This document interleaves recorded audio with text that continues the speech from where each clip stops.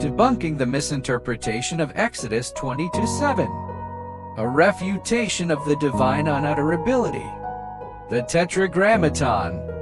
The four-letter Hebrew name of the Most High has long held a position of immense reverence and awe within the Jewish tradition. This sacred name, composed of the letters Yod-Heh-Wah-Heh, is considered too holy to be uttered aloud, leading to the development of various euphemisms and circumlocutions.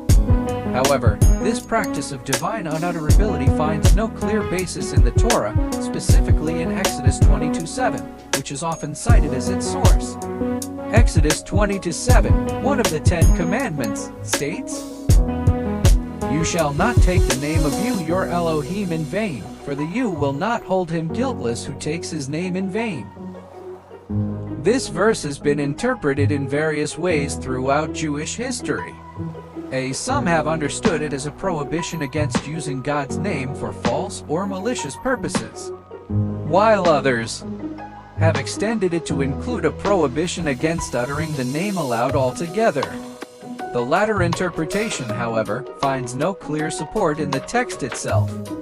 The Hebrew word translated as take in Exodus 22:7 is nasa, which primarily means to lift up or to carry.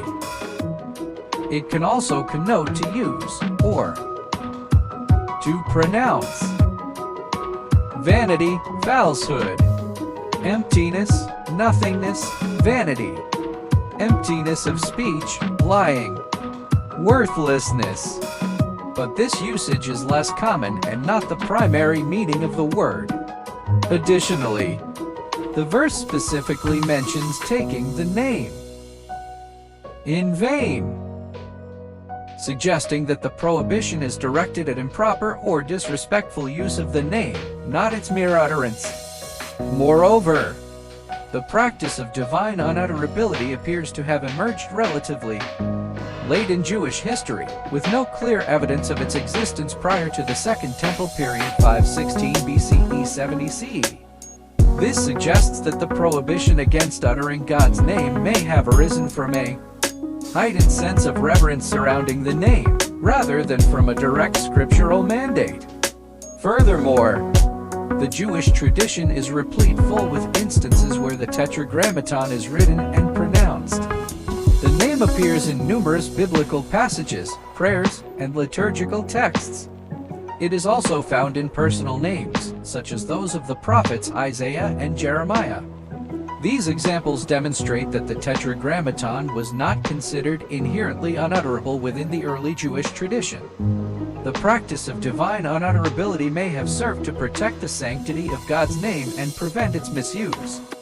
However, it has also led to a certain mystique and mystery and an aura of fear surrounding the Tetragrammaton, potentially hindering a more personal and intimate relationship with God. In conclusion, the misinterpretation of Exodus 22:7 as a prohibition against uttering God's name lacks clear textual support. The verse primarily addresses improper or disrespectful use of the name, not its mere utterance. The practice of divine unutterability emerged relatively late in Jewish history and may have served to protect the sanctity of God's name. But it has also led to a certain mystique and aura of fear surrounding the Tetragrammaton. Who was allowed to read the name of God written in Tetragrammaton in Jewish tradition is a bit nuanced, as the historical context and specific interpretations within Judaism can differ. Here's a breakdown. Historically, early Judaism.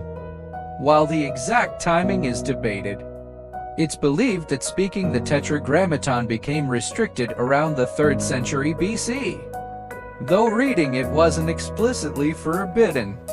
Second Temple period, only the high priest was permitted to pronounce the Tetragrammaton once a year on Yom Kippur Day of Atonement within the Holy of Holies in the Jerusalem Temple. Others wouldn't even say it silently while reading sacred texts. Rabbinic Judaism. After the destruction of the Temple in 70 CE, Rabbinic Judaism emphasized avoiding pronouncing the Tetragrammaton altogether in everyday life, out of reverence and a possible link to the commandment against taking God's name in vain. However, reading it silently while studying scripture was generally acceptable. Different interpretations. Mainstream Rabbinic Judaism. Today, most Rabbinic Jews substitute other terms like Adonai Lord when reading the Tetragrammaton aloud in liturgical settings. While silently reading it while studying texts is typically allowed, some may choose alternative names out of respect. Karaite Judaism. Karaite Jews, who adhere strictly to the literal meaning of the Hebrew Bible, believe that pronouncing the Tetragrammaton is not forbidden. They often use it during prayers and rituals. Other traditions. Some minority Jewish traditions might have differing interpretations. Therefore, in most Jewish traditions, anyone could read the Tetragrammaton, but speaking it aloud was restricted or discouraged, with the high priest having the specific privilege in the temple context. This practice stems from a deep respect for the sacredness of God's name, and different Jewish groups have varying levels of emphasis on silent reading versus absolute avoidance of vocalizing the Tetragrammaton. The important takeaway is that Jewish tradition views the Tetragrammaton with immense reverence and takes special precautions in dealing with it, both in speaking and